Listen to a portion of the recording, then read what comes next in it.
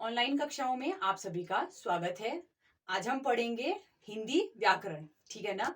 तो सबसे पहले हम हिंदी व्याकरण में क्या पढ़ेंगे कि व्याकरण किसे कहते हैं, ठीक है। हिंदी तो हम सभी को पता है, ठीक है ना, हिंदी भाषा हम बोलते भी हैं। तो सबसे पहले आज हम व्याकरण के बारे में जानेंगे, ठीक है, कि व्याकरण किसे कहते हैं। तो देखिए, व्याकरण मैंने यहाँ पर लिखा हुआ है, ठीक है ना। तो इसका सबसे पहले हम क्या करेंगे, शाब्दिक अर्थ जानेंगे, ठीक है। शाब्दिक अर्थ मतलब यानी कि व्याकरण जो ये शब्द हैं, इन शब्दों का अर्थ जानेंगे एक एक करके, ठीक है। सबसे पहले है वी, ठीक है ना। शाब्दिक अर्थ वी धन आ धन करण, इन तीन शब्दों से मिलकर क्या बना है, व्याकरण, ठीक है। तो वी शब्द का अर्थ है विशेष प्रकार से, आ शब्द का अर्थ है भली भांति, करण का अर्थ है करना अर्थात सुनियोजित या सुव्यवस्थित या व्यवस्थित, ठीक है ना। तो हम क्या करते हैं, व्याकरण में कुछ नियमों के व्याकरण जो है हम कुछ नियमों के माध्यम से पढ़ते हैं, ठीक है ना। तो इन नियमों को सुव्यवस्थित और सुनियोजित तरीके से पढ़ने को ही हम क्या कहते हैं, व्याकरण कहते हैं, ठीक है। और व्याकरण का एक सरल और स्पष्ट जो हम परिभाषा कहेंगे वो भी है। जैसे व्याकरण के अंदर हम क्या करते हैं, शुद्ध बोलना, शुद्ध पढ़ना और शुद्ध लिखना हम क्या करते हैं, सीखते हैं, ठीक है। तो व्याकरण आपको समझ में आ गया होगा। उसके बाद हम पढ़ेंगे भाषा, ठीक है ना। यहाँ पे देख रहे होंगे आप भाषा, ठीक है।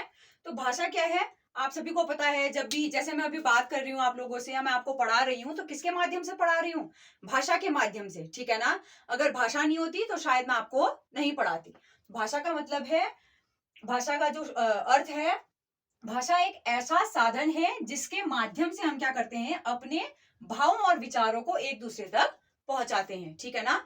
भाषा के माध्यम से ही मैं आपको क्या कर रही हूँ, पढ़ा रही हूँ। भाषा के माध्यम से ही अगर मुझे कोई परेशानी हो रही है तो मैं क्या करूंगी, सामने वाले को बताऊंगी, या आप लोग भी क्या करेंगे, अगर आपको जो भी आपके भाव हैं, आपको हंसी आ रही है, रोना आ रहा है, ठीक है ना, जो भी है, आपको भूख लग रही है, ठीक है ना, आपको कहीं जाना है, हम क्या करते हैं, अपने भावों और विचारों को भाषा के माध्यम से ही क्या करते हैं, व्यक्त करते हैं, ठीक है। फिर आता है भाषा के प्रकार, ठीक है ना। वैसे तो भाषा के कितने प्रकार हैं, तीन। कितने प्रकार हैं, तीन प्रकार है, ठीक। कौन कौन से, पहला आएगा हमारा नंबर 1 पर आएगा मौखिक भाषा। क्या आएगा, मौखिक भाषा, ठीक है। फिर नंबर 2 पे आएगा लिखित भाषा, लिखित भाषा। और नंबर 3 पे आएगा सांकेतिक भाषा, ठीक है ना। तो जैसा कि नाम से ही स्पष्ट है, मौखिक यानी के केवल बोलकर या केवल मुंह से बोलकर, ठीक है ना। तो जब हम क्या करेंगे, केवल बोलकर अपने भावों और विचारों को क्या करेंगे, व्यक्त करेंगे, ठीक है।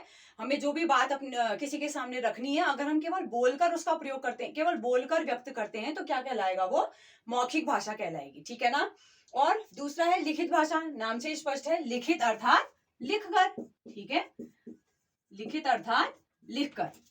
जैसे मैं अभी क्या कर रही हूं, मौखिक और लिखित दोनों भाषाओं का प्रयोग कर रही हूँ यहाँ पर, ठीक है ना। मौखिक भाषा यानी कि मैं आपको क्या कर रही हूँ, बोलकर समझा रही हूँ, और लिखित भाषा यानी कि मैं लिखकर भी आपको समझा रही हूँ, ठीक है ना। अपने जो मेरे विचार है वो मैं आपको क्या कर रही हूँ, बता रही हूँ, ठीक।